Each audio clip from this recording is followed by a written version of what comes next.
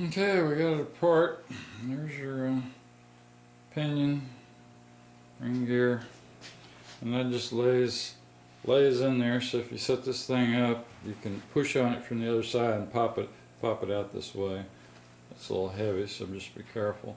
At any rate, inspected everything, all the gears. You can reach in, try that. Check the play back and forth, the top. Any play there? Any play in these bearings? I was expecting shims from the look of it. It looks like we were gonna have shims here, shims over here. I guess maybe there are shims, but they're between the bearing and the ring gear. That's probably the backlash. At any rate, I looked down. I don't even know how well you could see this. I can put some light on this, but that washes it all out, so probably that's not good. At any rate, you can look down these gears and kind of see the contact patch, which looks very good. Alright, at any rate, now on the other side, looked at all these condition of all these gears here. All looks good. And then if you're looking at your drawings, you can see that there's one gear in there and one on one side, one on the other, so you can see how that is. Like I said, I'm not sure if this light's actually helping or not. Back up, zoom in. There we go. Okay. See inside there maybe.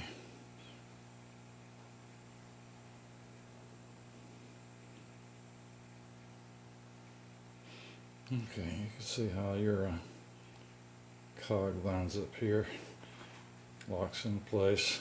Okay. Anyway, inspected all the surfaces. Everything looks good. The bearings look good. Of course, like I said, your side-to-side play, and you would have this shim, which is your gear here. Your shim puts up on there in case you had a little play there. So anyway, nothing there to look at. However, look at the motor.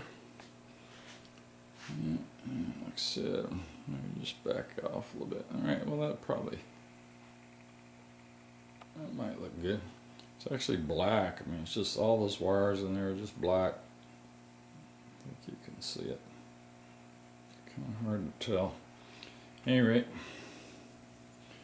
if I take this off, here again, I'm not sure how good the light, but if you're looking close, you can see all the wirings just burnt.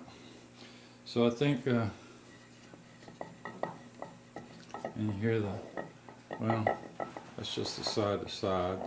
But at any rate, it sounds to me like all the noise we're hearing actually is coming out of the motor, not the rear end. So probably took the rear end apart for no good reason.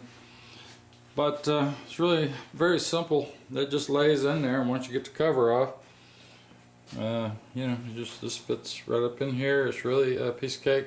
Take it apart, and this stays all together unless you pull your bolts out and disassemble any of that, which you wouldn't do unless there was a problem. And at any rate, it all felt tight. Like I said, went over here and turned it, and everything felt tight between here and there and the whole bit. So I don't think there's any issue here at all with the rear end. I think it's all in the motor. So we'll put this back together.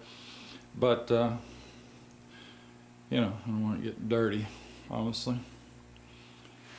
And we'll maybe put some new rubbers in here. This seemed like it was moving around a lot, but actually I think it was just the spline. It was moving around inside the spline, not actually the bearing, which apparently, you know, it's kind of what it looked like. It was really the bearing, but in fact it was the CVs inside the spline area here that seemed to have the most play. Looked to me like when you moved it, I assumed you were moving the bearings, but looking at how it's made, I would say no. It's just play between the spline and the rear end, the way it fits together. Probably not really an issue at all. Alright, thanks.